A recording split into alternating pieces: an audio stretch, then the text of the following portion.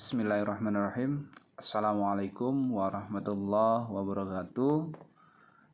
Selamat pagi, salam sejahtera untuk kita semua. Apa kabar semuanya untuk hari ini? Ya, alhamdulillah. Mudah-mudahan kalian semuanya selalu diberikan kesehatan, ya. Nah, untuk materi yang akan kita bahas pada hari ini yaitu tentang sistem reproduksi pada manusia. Ya, kita wajib bersyukur kepada Tuhan Yang Maha Esa karena kita diberi kesempatan untuk lahir di dunia dan dapat melihat keindahan berbagai ciptaannya. Ya, pada awalnya manusia itu berasal dari satu sel. Ya, selanjutnya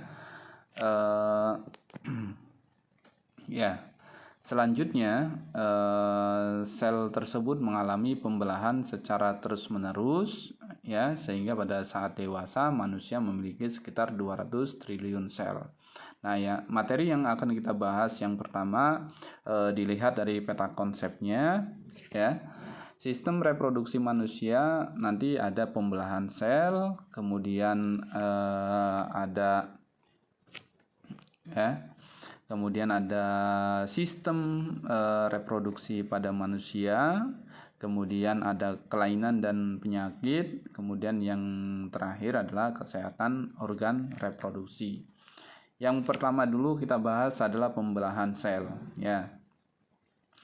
Ada istilah penting dalam pembelahan sel, ada yang disebut dengan mitosis, meiosis, profase, metafase, anafase, telofase, sitokinesis, diploid, haploid. Ya.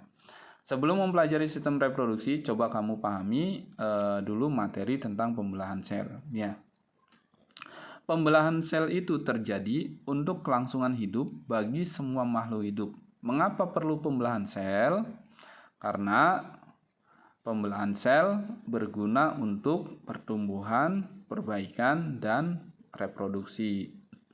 Terdapat dua jenis pembelahan sel, ada mitosis dan meiosis. Ya. Yang pertama adalah pembelahan mitosis. Ya. Pada pembelahan mitosis, sel dapat menghasilkan dua sel anakan yang memiliki karakter identik secara genetik dengan sel induk. Ya, pada gambar tersebut, ya, itu ada membran inti, yaitu profase, kromosom sudah mengganda kemudian memadat, ya, seperti itu. Kemudian membran inti mulai rusak menjadi bagian-bagian kecil atau fragmen. Nah, setelah membran inti ini akan menjadi metafase, ya. Metafase itu kromosom berjajar pada bidang pembelahan. Nah, bidang pembelahan tuh yang di tengah, ya. Setelah terjadi metafase berubah menjadi anafase, ya, yaitu kromosom bergerak menuju kutub yang berlawanan. Pada akhir anafase, kedua kutub sel memiliki kromosom yang jumlahnya sama. Setelah anafase, ya, akan berubah atau membelah menjadi dua, menjadi telofase, yaitu membran inti mulai kembali bergabung berbentuk dua sel anakan yang bersifat diploid. Nah, itu adalah pembelahan mitosis. Yang kedua adalah pembelahan meiosis, ya. Sedangkan pembelahan meiosis itu dapat menghasilkan 4 sel anakan yang masing-masing sel anakan hanya memiliki separuh dari jumlah kromosom sel induk, ya. Nah, kalau tadi pembelahan mitosis itu sampai telofase, kalau sekarang pembelahan meiosis itu dimulai dari profase 1, kemudian metafase 1, anafase 1, telofase 1. Nah, dari telofase itu akan membelah lagi menjadi profase 2, metafase 2, anafase 2, dan telofase 2. Nah, kemudian sistem reproduksi pada manusia. Untuk memperbanyak dan mempertahankan jenisnya, Setiap organisme mempunyai kemampuan reproduksi atau berkembang biak. Ya, begitu juga pada manusia. Nah, kalian diciptakan, kemudian nanti setelah dewasa menikah punya anak lagi. Nah, itu adalah fungsinya adalah untuk untuk supaya mempertahankan, ya, seperti itu. Nah, sistem reproduksi pria berbeda dengan wanita. Apa fungsi dari alat kelamin jantan dan betina? Nah, bagaimana proses terbentuknya janin? Mengapa kita harus menjaga kesehatan sistem reproduksi? Nanti kita akan bahas. Nah, yang pertama dulu. Sistem reproduksi pria berfungsi untuk menghasilkan sel kelamin jantan yang disebut dengan sperma. Ya, sistem reproduksi pria terdiri atas kelenjar-kelenjar dan saluran-saluran untuk mengeluarkan sperma. Ya, organ-organ penyusun sistem reproduksi pria ada testis, ada skrotum, ya, ada tubulus seminiferus, ada sel interstitial, ada sel Sertoli, penis, vasa deferentia, ductus epididymis, kantung sperma, ada kelenjar prostat dan kelenjar Golgi. Ya, kita bahas satu persatu. Testis itu yaitu fungsinya adalah untuk menghasilkan sel sperma dan hormon reproduksi. Kemudian skrotum yaitu kantung yang di dalamnya terdapat testis.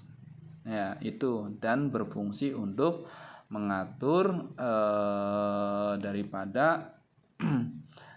mengatur suhu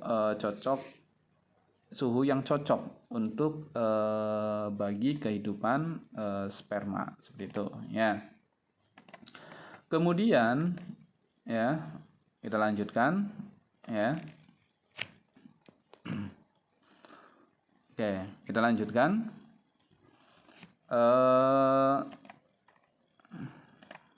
Ya. Nah, ini adalah gambar daripada yang pertama, ada alat reproduksi pada pria itu terdiri dari ada yang internal dan ada yang eksternal, ya. Internal itu bagian yang dalamnya, sedangkan eksternal itu adalah bagian yang dari luarnya, ya. Bagian yang dari luar terlebih dahulu ada penis, ya. Nah, penis ini fungsinya apa? Yaitu penis fungsinya adalah alat kopulasi, ya. Alat kopulasi. Kemudian ke uretra, ya. Itu masuk ke uretra, ya. Kemudian ada vasa deferentia, yaitu menyalurkan sperma ke kantung sperma, ya. Kemudian ada skrotum. Skrotum itu adalah kantung yang di dalamnya terdapat testis, ya. Kemudian ada testis sendiri menghasilkan sel sperma dan hormon reproduksi. Kemudian ada ductus epididymis, ya. Kemudian ada kantung kemih, ada ureter, ya, seperti itu. Kemudian sistem reproduksi pada wanita, ya. Pada wanita itu terdapat sepasang ovarium yang berfungsi untuk menghasilkan ovum atau sel telur.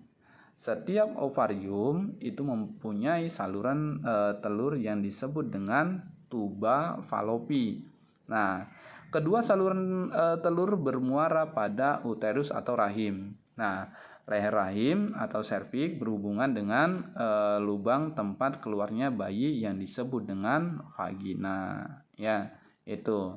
Nah, ini adalah gambar alat reproduksi pada wanita, ya. Itu ada ovarium, ada tuba falopi, pembuluh darah, ya.